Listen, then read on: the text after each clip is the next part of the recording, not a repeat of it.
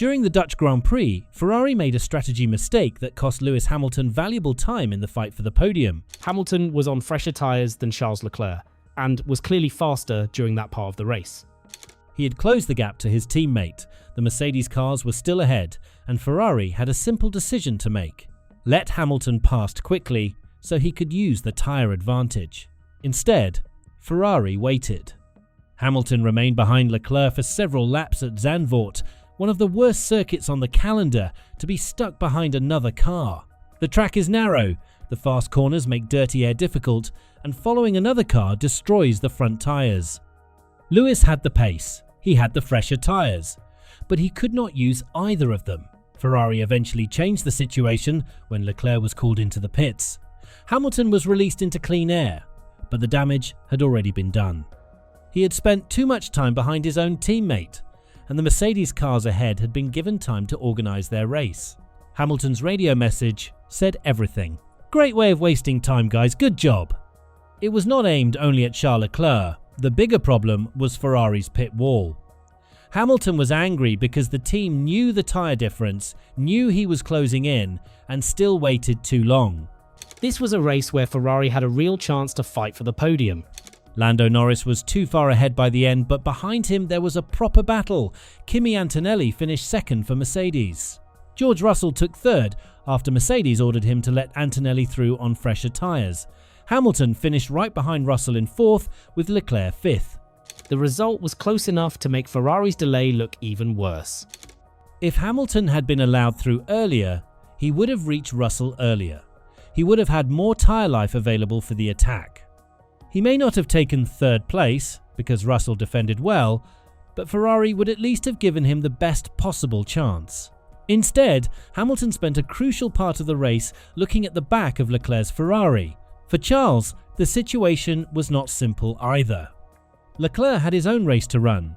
He had made a strong start, gained places early, and was trying to keep Ferrari in the fight with the front group. He was not driving slowly on purpose. He was on a different strategy and managing his own tyres. Ferrari does not need to blame Leclerc for what happened. The team should have made the call before Hamilton reached him. That is the real issue. Ferrari allowed the two drivers to arrive at the same point of the race without a clear plan. Lewis was on the quicker tyre phase, Charles was ahead on track. The gap to the Mercedes cars was still manageable. Ferrari had to decide whether Hamilton should be released. They waited until the advantage had almost disappeared. Hamilton has been in Formula One for a long time. He knows that strategies do not always work. Teams cannot predict every safety car, every change in weather, or every tyre problem. But he also knows when a clear opportunity is being wasted. At Zandvoort, he believed Ferrari wasted one. That is why the message sounded so sharp on the radio. The Dutch Grand Prix was full of moments where strategy mattered. Max Verstappen crashed on the opening lap, which caused a red flag. The restart changed the order at the front. Antonelli took the lead from Norris before the McLaren driver fought back later in the race. A late virtual safety car added even more uncertainty. In that kind of race, teams cannot hesitate. Mercedes did not hesitate when it came to Russell and Antonelli. George had older tyres late in the race. Antonelli was faster on fresher rubber. Ferrari was closing in behind them. Mercedes told Russell to move aside.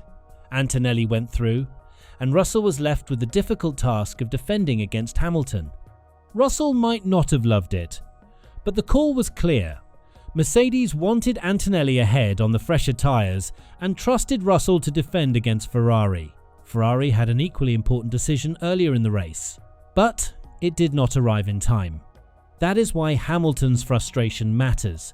He was not asking Ferrari to gift him a position for no reason. He was asking the team to use a clear tyre offset. The fresher tyres were supposed to give him an opportunity to attack. Instead, he used them while trapped behind his teammate. Ferrari then found itself in the worst possible place. Neither driver got the best out of the strategy. Leclerc lost time because the team had to consider Hamilton behind him. Hamilton lost time because he could not get past Leclerc, and the two Mercedes cars were allowed to stay ahead. There was another moment after that which caught attention. Near the end of the race, Leclerc pulled alongside Hamilton and shook his head. It was only a brief gesture, but Charles clearly did not look happy with the way the afternoon had gone. We should not turn that into a major feud. There was no crash between the Ferrari drivers, there was no public argument after the race, but Formula One drivers do not usually pull alongside their teammate and shake their head for no reason. It could have been about the strategy. It could have been about losing time. It could have been about the way Hamilton pushed for the position swap.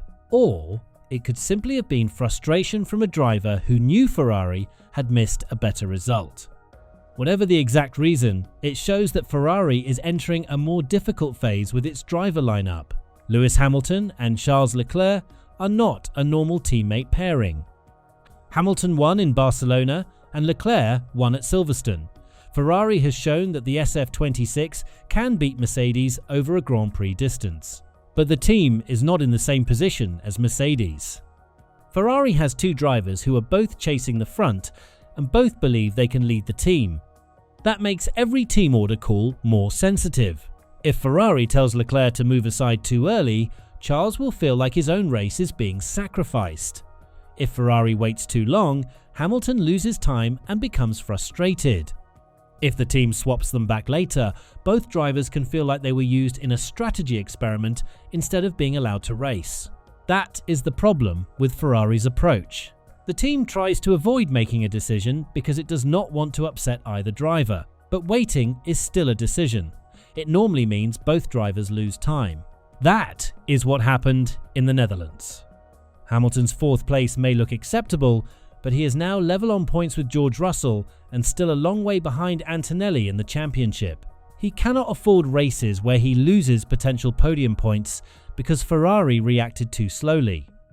There are still 12 rounds left, but Hamilton will need Ferrari to execute clean weekends. He cannot spend laps behind Leclerc when he has a tyre advantage. He cannot arrive at the final stages of a race with tyres already damaged in dirty air. And Ferrari cannot expect him to stay quiet when that happens. Ferrari has two drivers with race-winning ability, but the team needs to manage them better when both are fighting for the same result. The longer it delays those choices during races, the more frustration it creates. The next race is Monza. For Ferrari, there is no bigger race on the calendar. The grandstands will be red, the expectations will be massive. Hamilton will want redemption after losing time at Zandvoort. Leclerc will want to show that he remains fully capable of leading Ferrari on home soil. Ferrari cannot afford another moment like the one in the Netherlands. The team does not need to choose a number one driver right now, but it needs a better process. When one driver is clearly quicker on fresher tyres, the call needs to be immediate. When the strategy changes, both drivers need to understand what Ferrari is trying to achieve. And when the chance for a podium is there, the team cannot waste laps deciding whether to act. Hamilton's radio message was harsh because the opportunity had already gone. Leclerc's reaction at the end showed that he was not happy either. And if Ferrari keeps turning strong race pace into strategy frustration, the tension between Lewis Hamilton, Charles Leclerc, and the Ferrari pit wall will only grow from here.